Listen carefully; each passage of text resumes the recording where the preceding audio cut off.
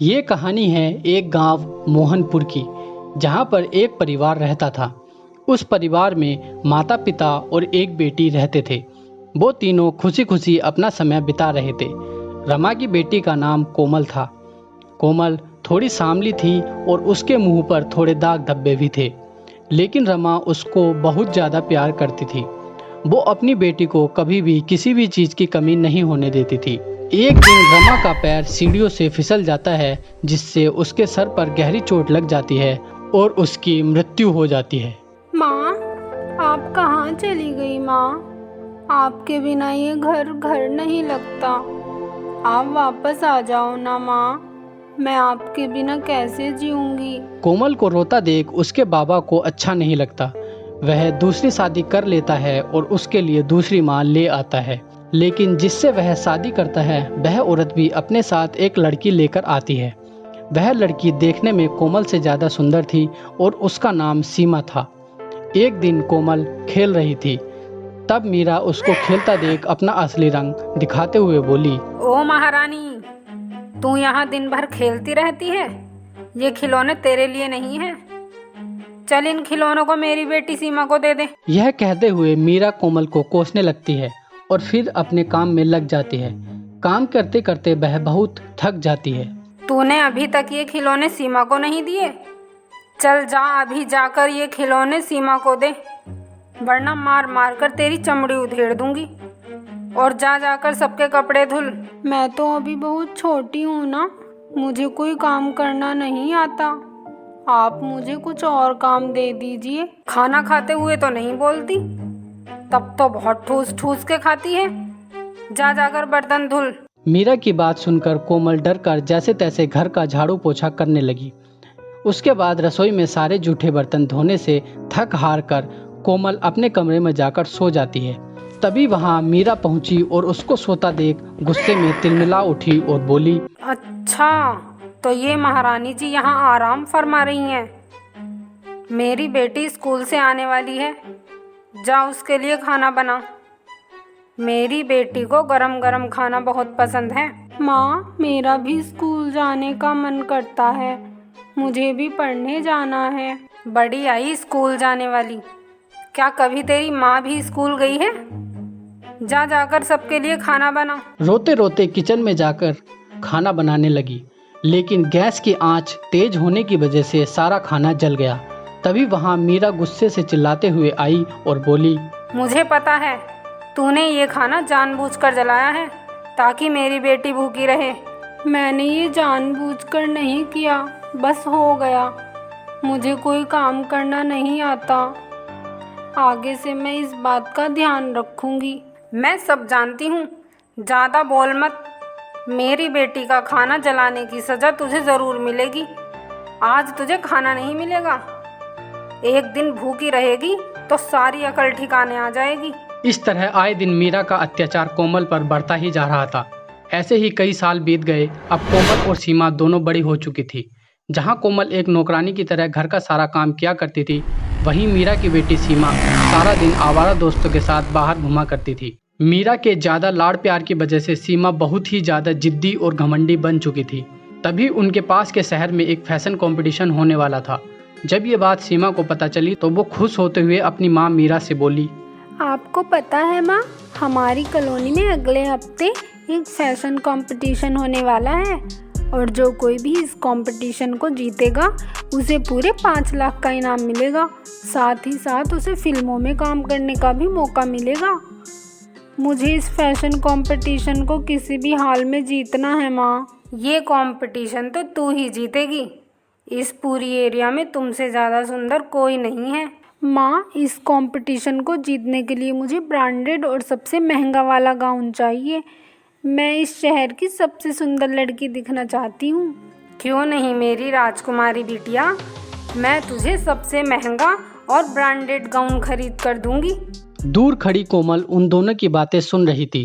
Fashion competition की बात सुनकर कोमल से रहा नहीं गया और वह मीरा से बोली, माँ, मैं भी फैशन कंपटीशन में हिस्सा लेना चाहती हूँ।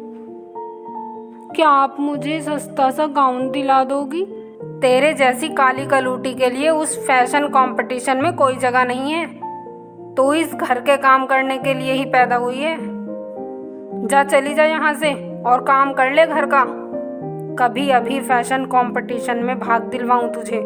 कोमल मीरा की कड़वी बातें सुनकर बहुत दुखी होकर अपने कमरे में चली गई और मन ही मन सोचने लगी, क्यों ना मैं अपना गाउन खुद ही अपने हाथों से बनाऊं। माँ की एक पुरानी पीले कलर की साड़ी रखी है, उसी से मैं अपने लिए एक गाउन तैयार कर लेती हूँ। इस आइडिया से उसका मन बहुत खुश हुआ और फिर अपनी माँ की पुरानी सिलाई मशीन से दिन रात एक कर उसने अपने लिए एक गाउन सिलकर तैयार कर लिया। तभी सीमा उसके कमरे में आई और इतना सुंदर गाउन देखकर ईर्ष्या से चिढ़ते हुए बोली, अरे इसका गाउन तो मेरे से भी ज़्यादा सुंदर है। मुझे कुछ न कुछ करना पड़ेगा, नहीं तो ये ब्यूटी कंपटीशन जीत जाएगी। ऐसा सोचकर सीमा ने रात को रूपल के सो जाने के बाद चोरी छुपे उसके कमरे में गई और उसका गाउन चुराकर एक पास के जंगल में बने हुए गहरे से कुएं में डाल दिया। जब अगली सुबह कोमल सोकर उठी तो उसने अपना गाउन देखा। उसे अपना गाउन कहीं भी नजर नहीं आ रहा था।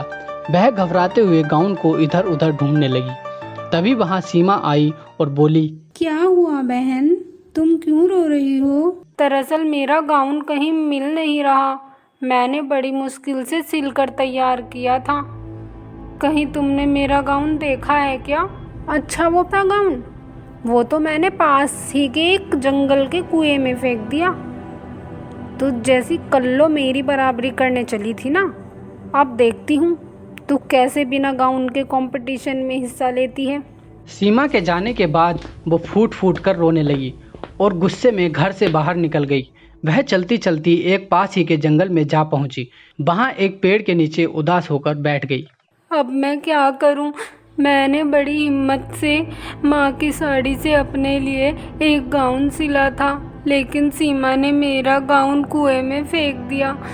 अब मैं ब्यूटी कॉन्टेस्ट में हिस्सा कैसे लूंगी? यह कहते हुए कोमल रोने लगी। तभी वहां आसमान के रास्ते से एक सुंदर परी गुजर रही थी। कोमल के रोने की आवाज़ सुनकर परी बोली, बेचारी बहुत दुखी लग रही है, मुझे चलकर उसकी मदद करनी चाहिए। यह कहते हुए परी कोमल के पास गई। परी को अपने सामने देखकर कोमल चौंक गई। क्या हुआ बेटी, तुम यहाँ इस जंगल में अकेले बैठकर क्यों रो रही हो? कोमल ने रोते हुए परी को सारी बातें बताई, जिसे सुनकर परी ने कहा, यह तो बहुत ही बुरा हुआ, लेकिन कोई बात नहीं, मैं तुम्हें जादुई गाउन देती हूँ। इस गाउन के जादू से तुम ब्यूटी कंपटीशन अवश्य ही जीतोगी। कोमल परी को धन्यवाद कर खुशी खुशी जादुई गाउन को लेकर घर लौट आई। जैसे ही उसने गाउन पहन कर देखा, वो परी की तरह खूबसूरत बन गई। तभी वहां सीमा कमरे में आ गई और कोमल को इतना सुंदर गाउन पहने देखकर गुस्से से तिलमिला उठी। अरे कोमल, तेरे पास इतना सुंदर गाउन कहाँ से आया? मुझे ये गाउन एक सुंदर परी ने दिया है। कोमल की बात सुन सीमा मन ही मन जलते हुए बोली, क्यों ना मैं इस गाउन को चुरा लूं? मैं इस कोमल की बच्ची को किसी भी कीमत में कंपटीशन जीतने नहीं दूंगी। ऐसा सोचकर सीमा ने मौका पाकर जादुई गाउन चुरा लिया और अपने कमरे में ले जाकर उस गाउन को पहनकर देखने लगी। अब तो इस जादुई गाउन की वजह से मैं ही जीतूंगी और 5 लाख रुपए भी मेरे ही होंगे। ये कहते हुए सीमा बहुत खुश हो रही थी, लेकिन गाउन पहनते ही सीमा एक बदसूरत लड़की में बदल गई। अपनी ऐसी हालत देख सीमा जोर जोर से रोने लगी। ये मेरी शक्ल को क्या हुआ? अब मैं इस बदसूरत चेहरे से कैसे कंपटीशन जीतूंगी? ये कहते हुए सीमा रोए जा रही थी।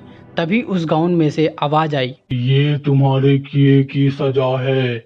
तुमने उस बेचारी कोमल पर बहुत जुल्म ढाए हैं ना, इसलिए अब तुम हमेशा ही ऐसी ही बदसूरत बनकर रहोगी। ये सुनकर फौरन सीमा ने घबराकर उस जादुई गाउन को उतार फेंका और अपने किए पर पछताने लगे। वहीं दूसरी तरफ कोमल जादुई गाउन के जादू से ब्यूटी कंपटीशन जीत गई और साथ ही उसे 5 लाख रुपए का इनाम भी मिला। कोमल ने इनाम से मिले हुए पैसों से अपनी मां के नाम से गरीब लोगों को कपड़े और कंबल बांटे। इतना ही नहीं, कोमल को फिल्मों में काम करने का मौका भी मिला।